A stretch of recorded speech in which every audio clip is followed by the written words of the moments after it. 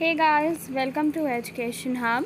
So guys, today we are going to start a new chapter from your class 11th chemistry, and your chapter is the classification of elements and periodicity in properties. So guys, basically today we will be discussing about Mendeleev's periodic table and law, right? So let's begin with the video. So guys, your today's topic is about classification of elements and periodicity in properties. Basically guys, this chapter is from your class 11th chemistry, but yeah, this chapter is very important as it will help you to remember the atomic number, atomic mass of certain elements and their properties, which will be further needed by you in your class 12 also. Got it? So today's topic is classification of element, and today we are going to start with the question. If we are talking about this topic, first question सबसे जो आता है वो यही आता है, why do we need classification? Why do we need a classification, right? So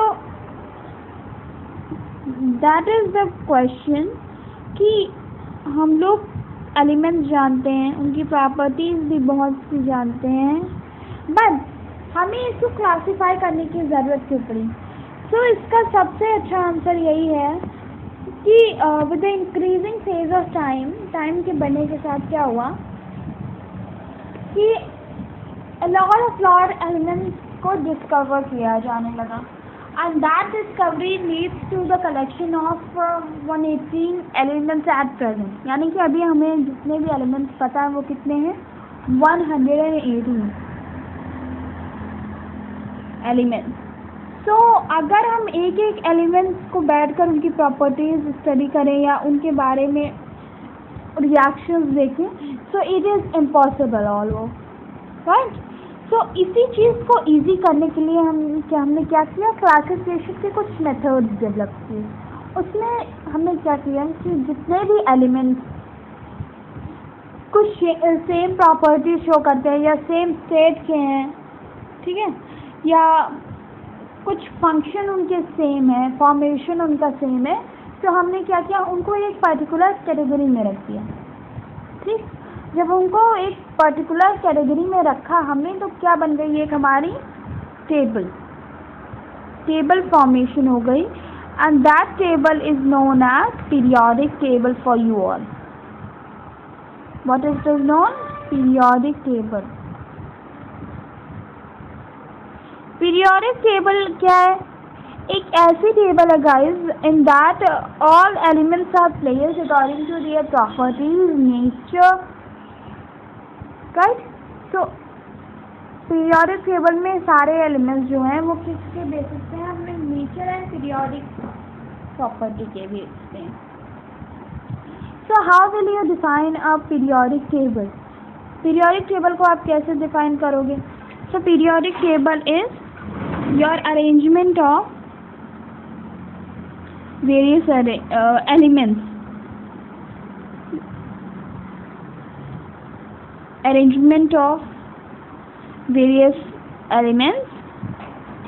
that are placed together.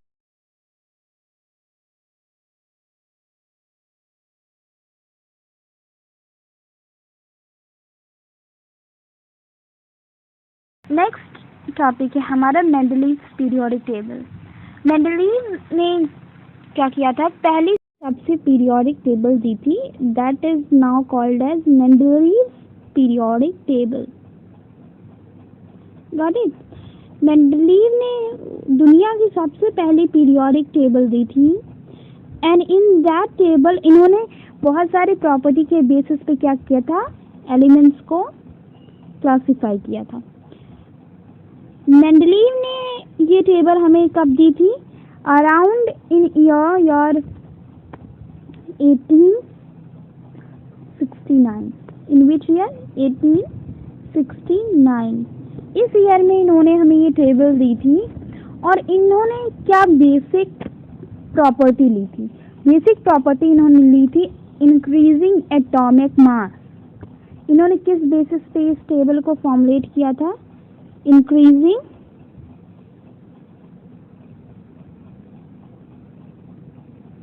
Atomic mass,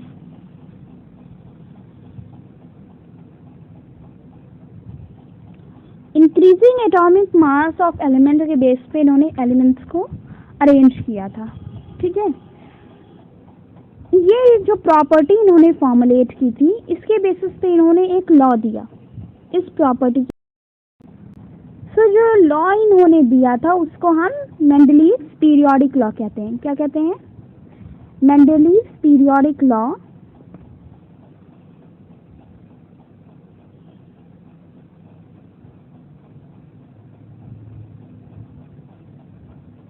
periodic law. अब ये लॉ क्या कह रहा है? हर एक साइंटिस्ट अपनी थ्योरी के हिसाब से कुछ लॉज फॉर्मुलेट करता है जो आगे जाकर कभी कभी गलत हो जाती हैं और कभी कभी सही भी रहती हैं। सो क्योंकि बहुत सारे साइंटिस्ट होते हैं जो क्या करते हैं कि उनके लिए एक्सपेरिमेंट करते हैं, रिसर्च करते हैं एक साइंटिस्ट ने जो थ्योरी दी है, जो चीज़ें बताई है। सो उस पर जब रिसर्च होती है तो बहुत सारे लोग उसे सही मानते हैं, बहुत सारे लोग उसे गलत मानते हैं। बहुत सारी रिसर्चेस के बाद कोई भी पर्टिकुलर चीज़ हमारी क्या होती है, केमिस्ट्री में पास आउट होती है। सो जो मेंडलीव पीरियोडिक लॉ था, उन्होंने क्या कहा था इस लॉ में कि फिजिकल एंड केमिकल प्रॉपर्टी जो वो एलिमेंट की होती है वो क्या होती है, पीरियोडिक फंक्शन होती है उनकी एटॉमिक वेट का। ठीक है, तो इन्होंने क्या कहा था, physical and chemical properties of element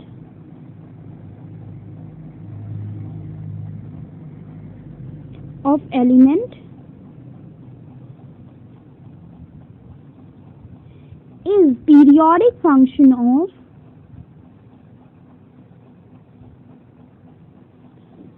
of their atomic weight.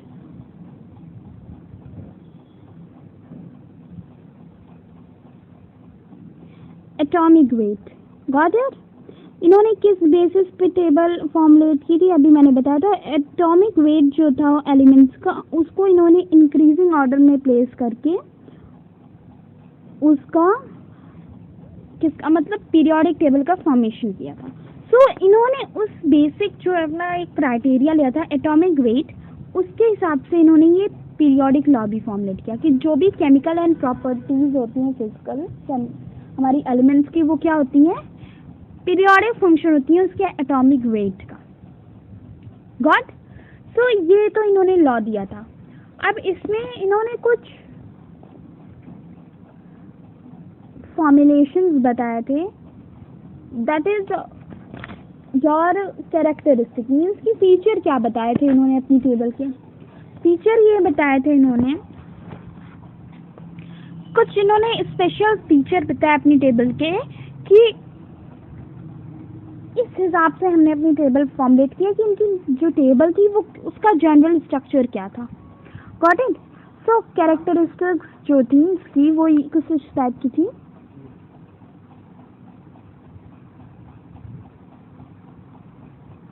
Characteristics इन्होंने जो बताई थी वो वैसे तो बहुत इजी हैं।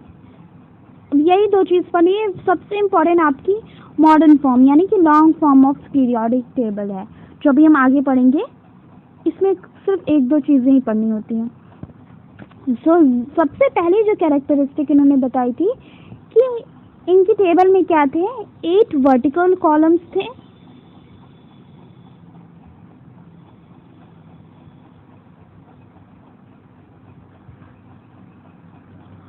और जिनको इन्होंने क्या कहा था, ग्रुप्स कहते थे। ये क्या कहते थे, ग्रुप्स। एंड 6 हॉरिजॉन्टल रोज थी। क्या थी? 6 हॉरिजॉन्टल रोज थी।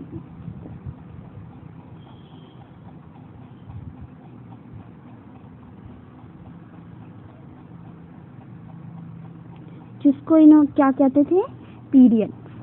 कौन? और आपको बेसिक पता ही है कि किसके बेस पे अपना इन्होंने टेबल फॉर्म की थी, इंक्रीजिंग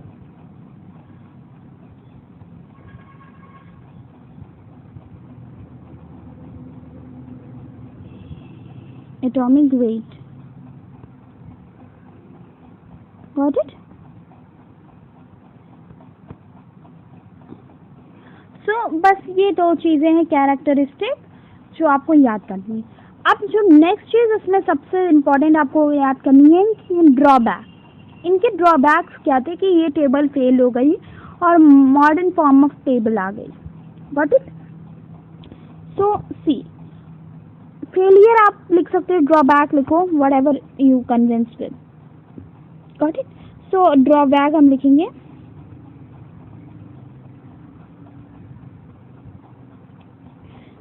बेसिक ड्रॉबैक्स क्या थे इसके. ड्रॉबैक सबसे बड़ा ये था कि इन्होंने जो एटॉमिक वेट को एज अ बेस लिया था अपना, उसकी वजह से क्या हुआ कि इन्होंने कुछ एलिमेंट्स को इधर उधर कर दिया. इधर उधर मतलब क्या कर दिया कि इन्होंने इंक्रीजिंग एटॉमिक वेट के अकॉर्डिंग लिया था. इन्होंने क्या किया कि जिनका एटॉमिक वेट कम था उन्हें आगे नहीं रखा, उन्हें पीछे की तरफ रखा, और जिनका एटॉमिक वेट था ज़्यादा उन्हें आगे रखा. यानी कि क्या किया था, placed high atomic weight elements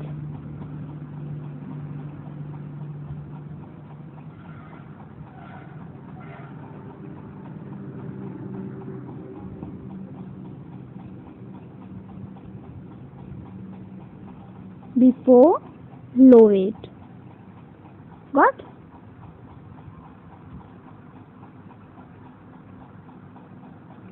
इन्होंने क्या किया कि जो हाई वेट था, मतलब जिनका एटॉमिक वेट ज़्यादा था, उनको क्या किया, लो वेट वाले एलिमेंट्स के सामने रख दिया. इट मीन्स कि अगर ये हमारा ए है और ये बी है, सो दोनों इन्होंने क्या किया कि इस ए का एटॉमिक वेट ज़्यादा था और इस बी का एटॉमिक वेट कम था. So as a logic increasing atomic mass के अकॉर्डिंग हम रख रहे हैं. सो ये बी जो था हमारा कहाँ आना चाहिए था, ए से पहले आना चाहिए था, यहाँ आना चाहिए था, और ए हमारा इस तरफ कुछ जाना चाहिए. बट इन्होंने ऐसा कुछ नहीं किया, इन्होंने इसी फॉर्म में रखा, ए बी के फॉर्म में ही रखा. मतलब कि इंक्रीजिंग वाला पहले आ गया, डिक्रीजिंग ऑर्डर में इन्होंने कुछ एलिमेंट्स को प्लेस कर दिया था. सो एक फेलियर ये हुआ. दूसरा फेलियर ये था कि ये क्या नहीं कर पाए, हाइड्रोजन की प्लेस को डिफाइन नहीं कर पाए.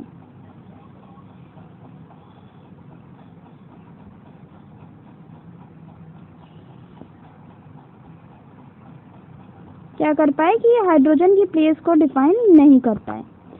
सो ये सबसे बड़ा ड्रॉबैक था इनके टेबल का कि हाइड्रोजन की प्लेस को ये नहीं डिफाइन कर पाए. और एक ड्रॉबैक और था. वो ड्रॉबैक क्या था, वो ड्रॉबैक जो तीसरा ड्रॉबैक था वो ये था कि इन्होंने जो एलिमेंट्स के क्या होते हैं, सब एलिमेंट्स होते हैं, यानी किसी बहुत सारे एलिमेंट्स ऐसे होते हैं जिनकी क्या होती है, आइसोटोप्स होते हैं. तो ये उस आइसोटोप की प्लेस को भी नहीं सेटिस्फाई कर पाए थे. सो थर्ड क्या है, डिडंट सेटिस्फाई द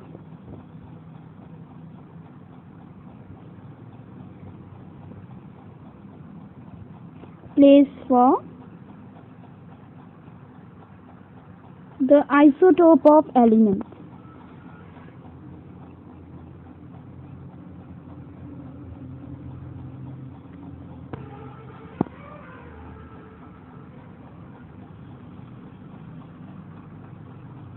ठीक है.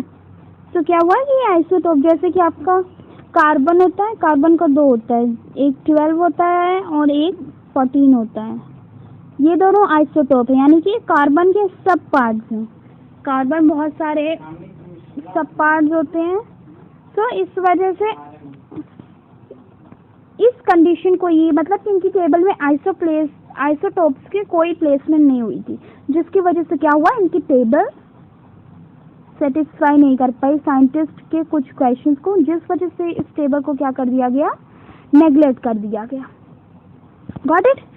सो these were the reasons, 3 basic reason जिसकी वजह से मेंडलीव की टेबल को नेग्लेक्ट किया गया.